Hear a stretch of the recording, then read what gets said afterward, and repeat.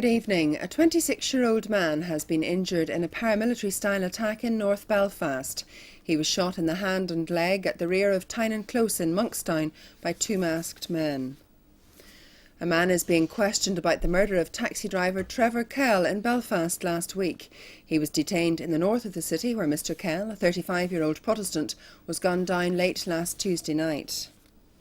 Meanwhile, the RUC says loyalists shot a taxi driver in Londonderry yesterday, leaving him critically ill. This report from Mark McFadden. Police say the victim is lucky to be alive.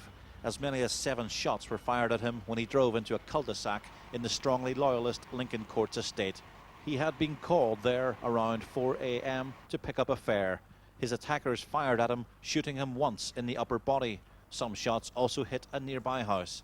A senior RUC officer says there's no doubt the attackers had been intending to shoot a Catholic. In recent weeks, I've had to bring the army back onto the streets in Waterside to give the police support in seeking to deal with this problem. That is something now this morning which I've already discussed with both the police and army, and we're seeking to enhance our patrolling to reassure the community. Because I have to say to you this, the community here are being torn apart by the activities of loyalist paramilitaries from all the various factions.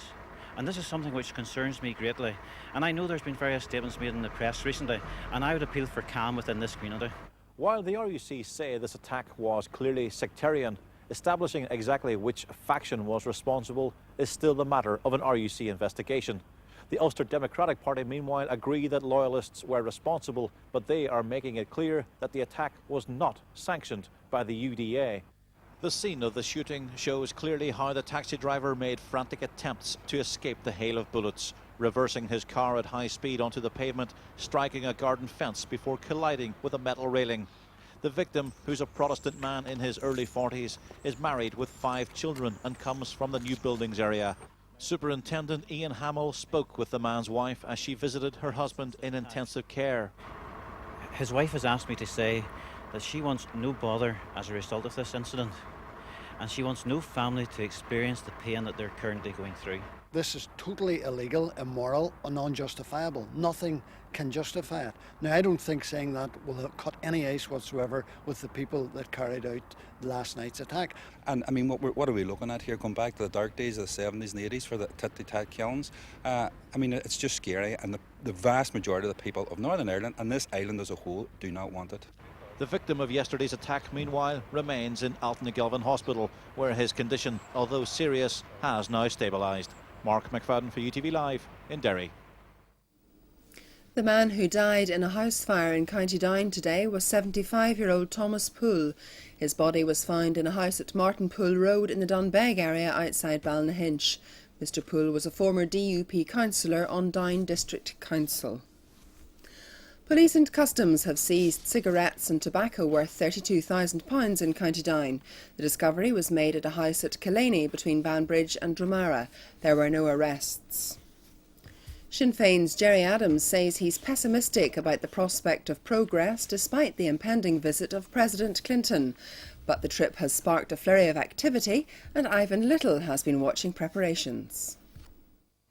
They were flying the flag in a big way today for Bill Clinton near the Belfast Hotel where he'll be staying tomorrow night, at the same time as they were rolling out the carpet for him on the stage where he'll make his keynote address on Wednesday. Just yards away in the Odyssey Arena, a member of the Clinton team in trademark trenchcoat was uncharacteristically alone with his thoughts as he checked and rechecked the painstaking plans for Ulster's 3rd presidential visit in 5 years. Local workmen were also busily finishing their preparations for turning the Odyssey from the Belfast Giants ice hockey stadium that it was on Friday night into the all-seater venue for the historic visit of a political giant on Wednesday afternoon. Security will be at its usual massive levels for the visit, and from tomorrow the Odyssey will be a no-go area for everyone but American Secret Service officials and members of Bill Clinton's huge team of media handlers. Outside, the first signs of security from nearer home were already visible at the Odyssey this afternoon. The last seats left for the public for the arena were still available in Derry this afternoon. It was confirmed today that Brian Kennedy, who along with Van Morrison entertained the 70,000 people who gathered at Belfast City Hall before the presidential switching on of the Christmas tree lights 5 years ago, will be performing at the Odyssey before Bill Clinton arrives on Wednesday. Officials at the Odyssey say everything's on schedule for the visit, which comes just 10 days after the arena opened. As you can see behind us, we're nearly ready now with the seating layout. We had our last event was an ice hockey match here on Friday, so there's obviously been quite a lot of work over the weekend by our operations and technical boys getting ready to where we are now. It's thought Mr Clinton, who made impromptu visits to the Falls and the Shankill in 1995, could repeat the press-to-flesh stops between his engagements at Stormont and the Odyssey on Wednesday. Presidential visits being presidential visits, no one's confirming officially, of course, where President Clinton will be staying tomorrow night before his round of engagements on Wednesday. But it's an open secret that he'll be laying his head here at the Hilton Hotel. But staff have been told to give nothing away. Do you have any rooms for tomorrow night? Fully booked. Is the presidential suite free, no?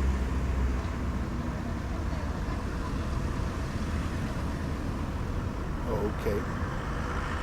Oh, it's fully booked though. So, okay. Ivan Little, UTV Live, Belfast.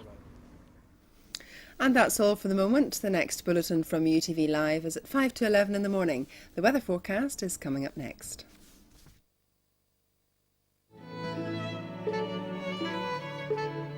And now on UTV, our local weather, sponsored by Progressive, your local building society.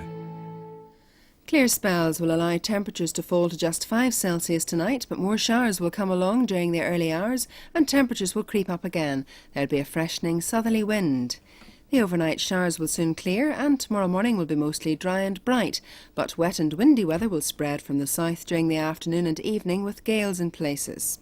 Looking ahead, the general rain will move away to the north early on Wednesday, but we'll be left with blustery west winds and some heavy showers. Here's a summary. I wish I could see the grandchildren more often. Make a wish. Make it with Progressive. If you would like more information about the weather for today or the week ahead, you can call us on 09001 50 55 50. UTV Airwatch, in association with Phoenix Natural Gas, working to bring you a brighter future. The unsettled weather is continuing to keep good feet of clean air moving across the province and pollution levels remain low. There'll be more wind and rain coming along during tomorrow, and so any pollutants that are released will be dispersed very quickly. The wider picture is much the same, with wind and rain keeping pollution readings well down in the low category.